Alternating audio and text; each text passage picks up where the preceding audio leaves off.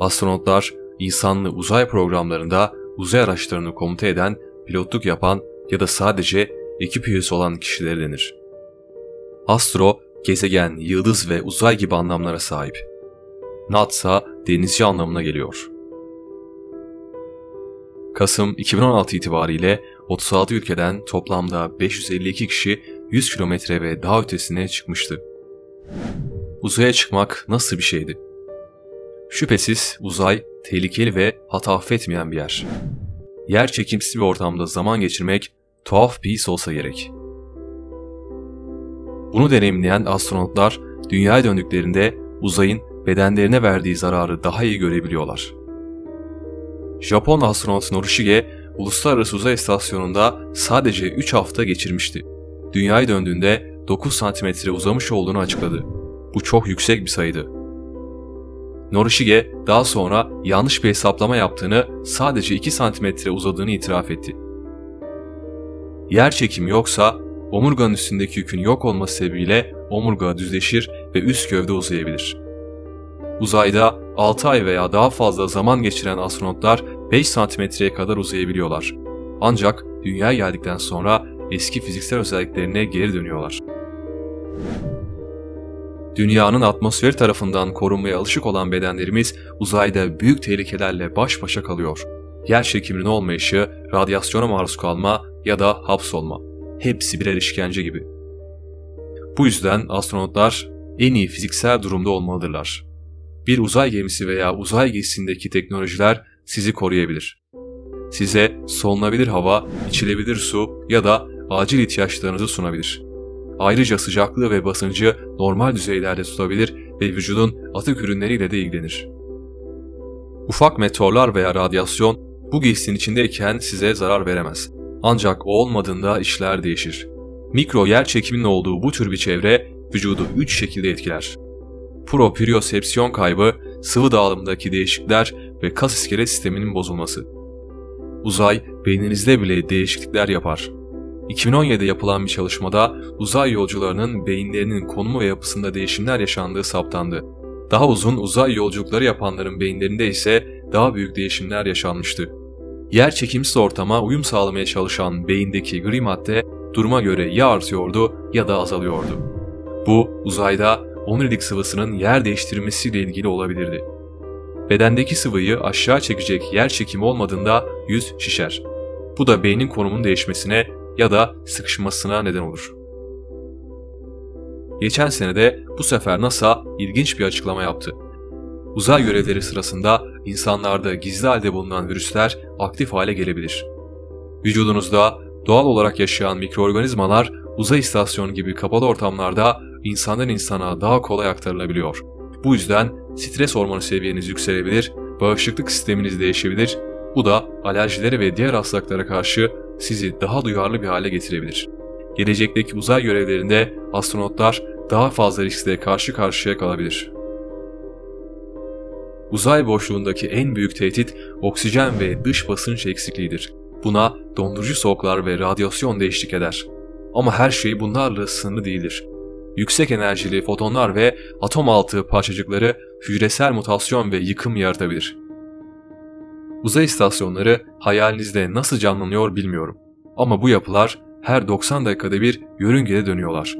Hızları saatte yaklaşık 44.000 kilometre. Bu ticari bir jet uçağının 30 katı bir hız demek. Astronotlar burada sürekli serbest bir düşüş ve ağırlıksızlık durumu yaşıyorlar. Uzayda 107 gün geçirmiş Gerald Reisman, mikro yer çekimini ilk deneyimlediğinde birkaç anlık yan etki yaşamış. İlk hissettiği şey halsizlik ve kendisini hasta gibi hissetmekmiş. Buna uzay adaptasyon hastalığı deniyor.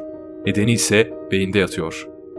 Vestibüler sisteminiz, beyinde ivme ve dönüşünüz hakkında bilgi veren organlarınız yer çekimi olmadığında iyi çalışamıyorlar. Yer çekimi olmadığında kemiklerinizde ve kaslarınızda problemler boy gösterir.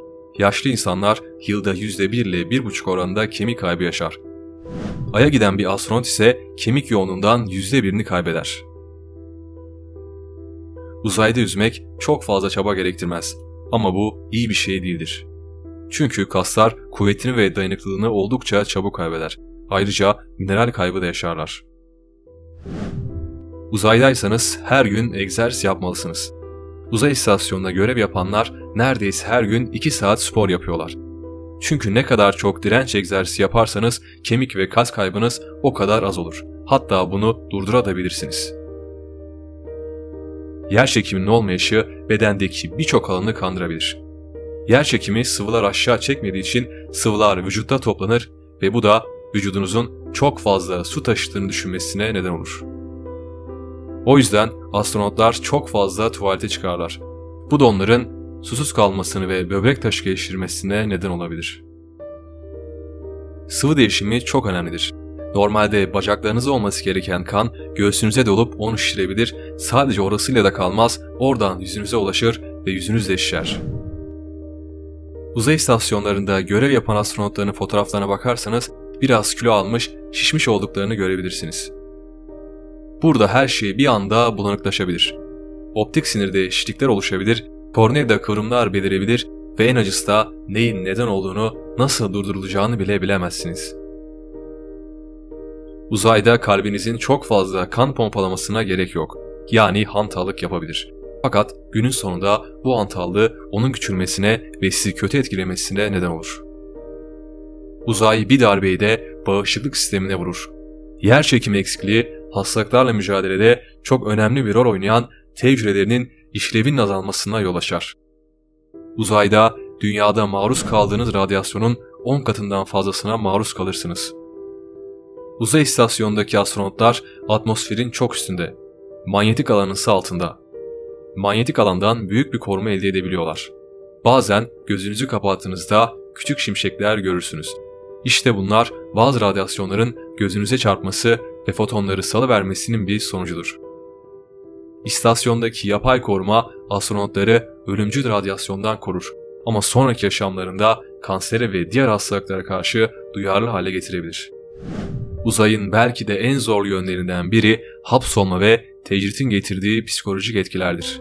Orada insanlığın geri kalanından izole olmuş bir halde pencereden aşağıdaki milyarlarca insana bakmanız garip hisler yaratır. Çoğu astronot istasyonda 2 mürettebatta çalışır. Eğer biriyle bile anlaşamazsanız yandınız. Çünkü onunla aylarca vakit geçirmek zorundasınız ve pek fazla seçeneğiniz yok.